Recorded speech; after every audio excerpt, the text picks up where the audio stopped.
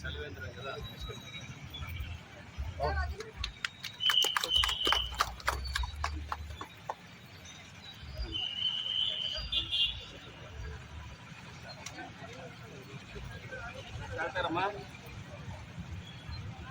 Sir award sir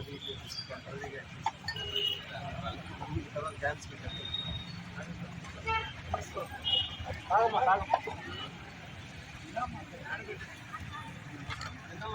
ఈ కార్యక్రమానికి ప్రత్యేక ఆహ్వానితులుగా వచ్చిన మన విఘ్నేశ్వర నారాయణ ఆహ్వానిస్తున్నాం.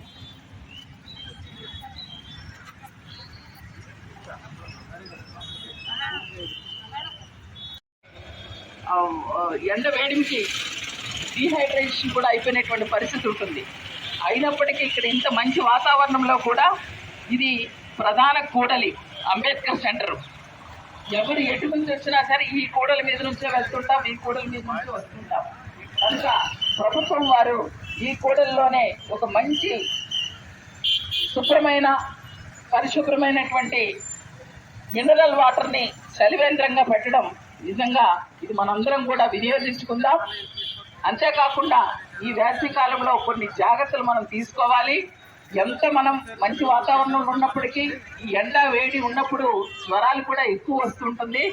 దాని నుంచి కూడా మనం బయటపడాలంటే ఖచ్చితంగా ఆరోగ్య సూచనలు మనం పాటించాలి. ఎక్కువగా నీళ్లు తాగాలి.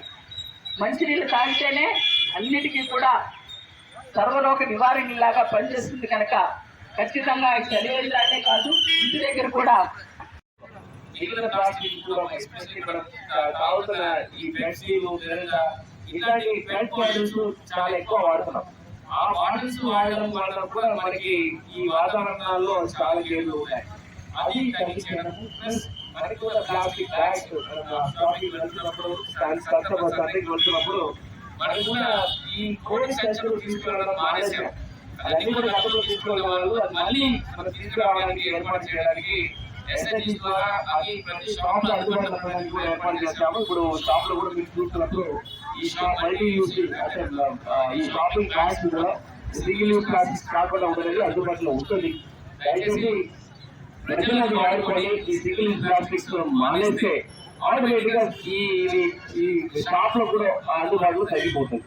సో మన వాతావరణాన్ని మనమే కాపాడాలంటే దానికి కూడా బాధ్యత మనం తీసుకోవాల్సింది మంచి ఉంటుంది. ఈ కార్యక్రమం ద్వారా ప్రజలకు చెప్పుకొని ఇలాంటి మంచి కార్యక్రమం ఆర్గనైజ్ చేసిన ఈ పంచాయతీరాజ్ డిపార్ట్మెంట్ అండ్ ఇక్కడ ఉంటున్న ఐటీడీఏ అండ్ రెవెన్యూ సబ్సెక్టర్ కూడా మరోసారి అభినందనలు తెలియజేసుకొని ఈ కార్యక్రమం అటెండ్ చేసిన ప్రతి ఒక్కరు కూడా మనకు ప్రత్యేక ధన్యవాదాలు తెలియజేసి సెలవు తీసుకుంటాం.